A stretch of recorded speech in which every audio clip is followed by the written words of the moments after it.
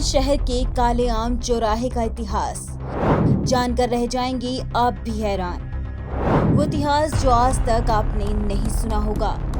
आजादी की कहानी का स्वर्णिम अध्याय समेटे है बुलंदशहर का काला आम चौराहा।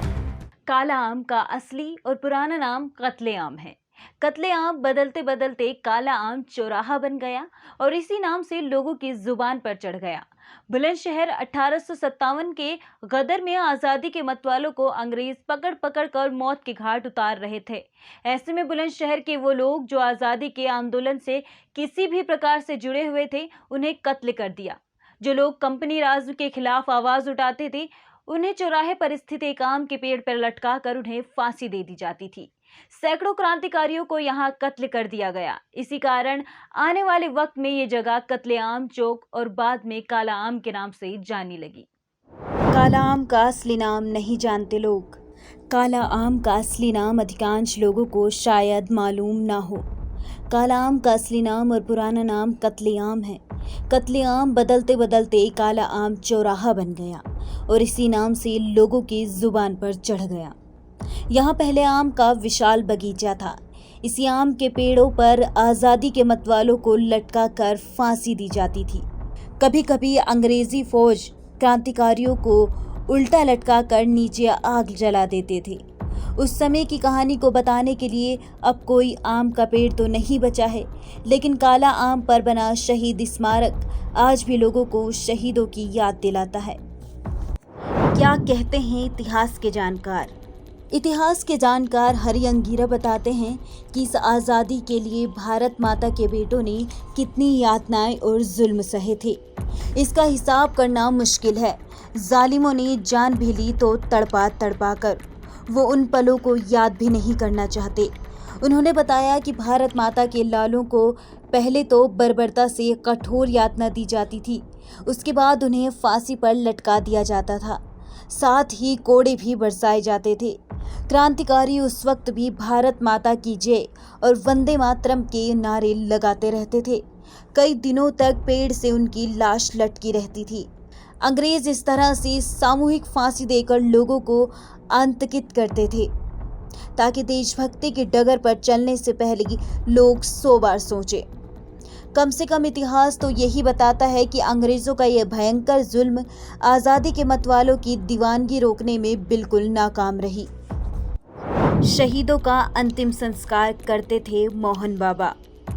सितम कोई इससे बड़ी इंतहा क्या हो सकती है कि आते जाते राहगीर केवल उन लाशों को देख सकते थे, लेकिन उनका अंतिम संस्कार करने की हिम्मत भी कोई नहीं कर पाता था।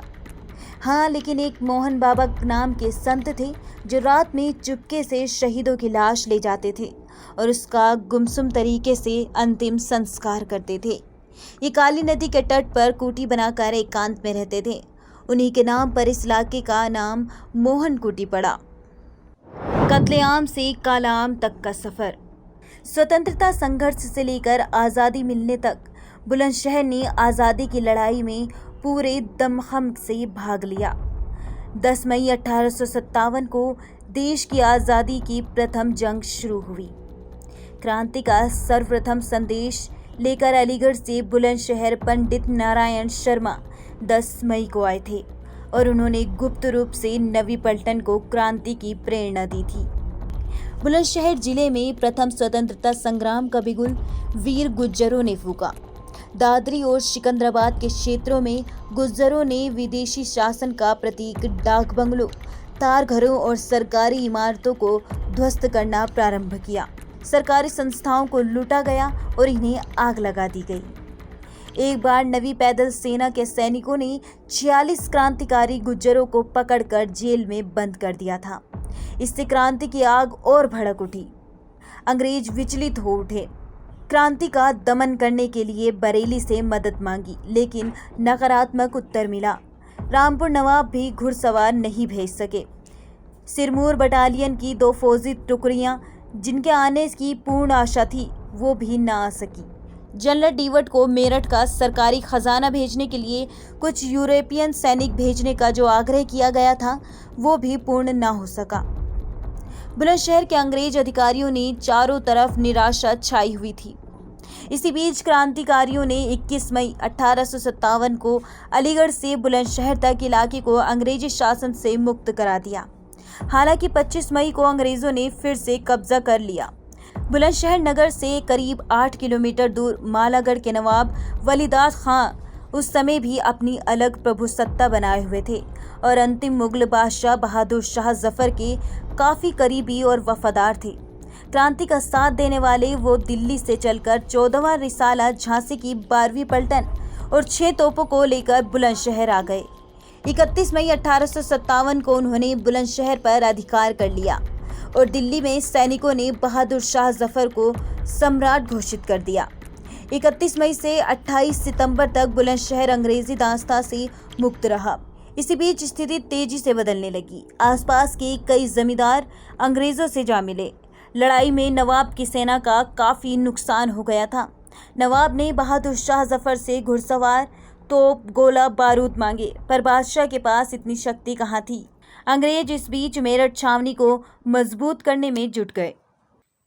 24 सितंबर को लेकर्नल गिरिथ्रेड के नेतृत्व में विशाल सेना गाजियाबाद के रास्ते बुलंदशहर को कूच की।